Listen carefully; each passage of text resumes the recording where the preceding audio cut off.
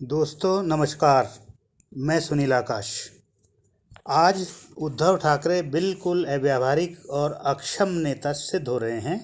तो इसमें उनकी गलती कम और उनको आगे बढ़ाने वाले शिवसेना के ऐसे सीनियर नेताओं की गलती ज़्यादा है जो बाला साहब ठाकरे के अंधभक्त थे। और सही कहा जाए तो बाल ठाकरे का पुत्र मोह ही इसकी वजह है। बाल ठाकरे जी को हिंदू हृदय सम्राट कहा जाता है। वास्तव में वे इसके हकदार थे। उन्होंने हिंदुत्व की कट्टरवादी विचारधारा को लेकर शिवसेना को आगे बढ़ाया था। उनमें अद्भुत संगठन क्षमता थी। वे अपने कहे से कभी पलटते नहीं थे। विचारधारा के लिए उन्होंने कभी किसी से समझौता नहीं किया। उन्होंने सत्ता की कभी चाह नहीं की। ये इससे साबित होता है कि जब महाराष्ट्र में शिवसेना भाजपा की सरकार बनी तो वे स्वयं मुख्यमंत्री नहीं बने बल्कि मनोहर जोशी को मुख्यमंत्री बनाया। इसका उन पर कोई दबाव हो ऐसा भी नहीं था। वे चाहते तो स्वयं मुख्यमंत्री बन जाते और भाजपा व शिवसेना में सभी लोग विनम्रतापूर्वक उनकी इस इच्छा का सम्मान करते।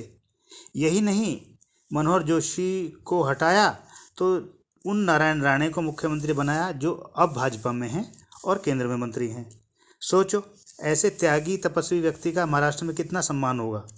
सचमुच उनका देव पुरुष जैसा ही सम्मान था और वह भी शिवसेना में ही अकेले नहीं, भाजपा में भी उन्हें पूरा आदर दिया जाता था। चलो, वे मुख्यमंत्री नहीं बने। वे चाहते तो अटल जी की सरकार में केंद्र में मनचाहे विभाग के मंत्री बन सकते थे, मगर वे केंद्र में भी मंत्री नहीं बने। इधर जब पार्टी में अपना उत्तराधिकारी चुनने का मौका आया तो उनसे बहुत बड़ी गलती ये हो गई कि उन्होंने राज ठाकरे का हक मारकर अपने पुत्र उद्धव ठाकरे को शिवसेना का कार्यकारी अध्यक्ष बना दिया था। ये उनका पुत्र मोह ही तो था, वरना शिवसेना के फलने फूलने में जितना बड़ा योगदान उस समय के युवा राज ठाकरे का था, उसका 1/4 भी उद्धव ठाकरे का नहीं था। तो दोस्तों, इस प्रकार उद्धव ठाकरे को बिना कुछ मेहनत किए अपने पिता की बदौलत शिवसेना पार्टी पर कब्जा मिल गया। बाद में उनके मतभेद राज ठाकरे से उभर आए तो राज ठाकरे ने शिवसेना से बाहर जाकर मनसे यानी महाराष्ट्र नवनिर्माण सेना बना ली, जो हिचकोले खाती हुई आज तक चल रही है।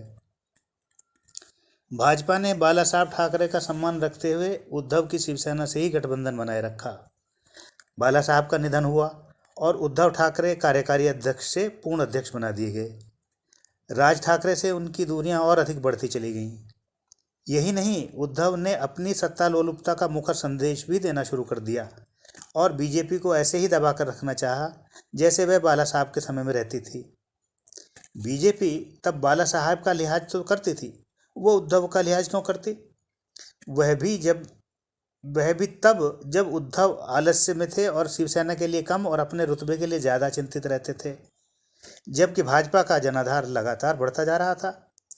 इसी से बीजेपी व शिवसेना में तनातनी रहने लगी और इसी का नतीजा था कि बीजेपी 2015 के चुनाव में अकेले लड़ी और 122 के लगभग सीटें जीत लाई, जो बहुमत से केवल 22-23 सीटें कम थी। उद्धव की तब भी इच्छा रही थी कि इन 22-23 सीटों की कमी के कारण ही बीजेपी को अटका दिया जाए और उनसे मुख्यमंत्री का पद झटक लिया जाए, मगर देवेंद्र फडणवीस और भाजपा केंद्रीय नेतृत्व ने उद्धव के सामने इस तरह झुकने से इनकार कर दिया था। बीजेपी ने बहुमत से कम रहने पर भी बड़ा दल होने के नाते देवेंद्र फडणवीस के नेतृत्व में अपनी सरकार को शपथ दिला दी। इस बार शरद पवार ने अप्रत्यक्ष रूप से भाजपा का साथ दिया था। जब विश्वास मत सदन में पेश हुआ तो एनसीपी के विधायक सदन से गायब हो गए और देवेंद्र फडणवीस सरकार का पहला विश्वास मत सदन में पास हो गया और उद्धव की शिवसेना मुंह देखती रह गई थी। मगर कुछ ही महीनों बाद उद्धव को अकल आ गई और वह बीजेपी की प्रदेश सरकार में शामिल हो गए और वह सरकार पूरे 5 साल चली। मगर उद्धव ठाकरे के मन में ये टीस हमेशा बनी रही दोस्तों कि वे मुख्यमंत्री नहीं बन पाए। फिर 2020 के विधानसभा चुनाव उन्होंने बीजेपी के साथ मिलकर लड़े। उन्होंने चुनाव तो लड़ लिए, लेकिन यहाँ वो मन ही मन कोई चाल सोच कर बैठे थे। चुनाव जीत कर आते ही उन्होंने बीजेपी के साथ सरकार बनाने से मना कर दिया और गुपचुप रातों रात शरद पवार से बात करके एनसीपी व कांग्रेस के समर्थन का जुगाड़ कर लिया। ऐसे धोखेबाजी से उद्धव ने अपने लिए मुख्यमंत्री बनने की चाह पूरी की। मगर दोस्तों, वे निरे दम्भी और अनाड़ी निकले।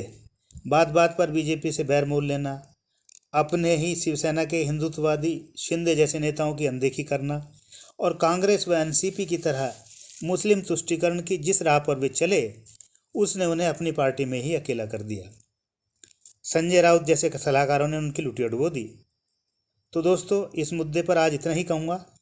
उद्धव ठाकरे को शिवसेना जैसी पार्टी सौंपकर बाल ठाकरे जी ने जो गलती की थी, आज शिवसेना व महाराष्ट्र उसी का नतीजा भुगत रहे हैं।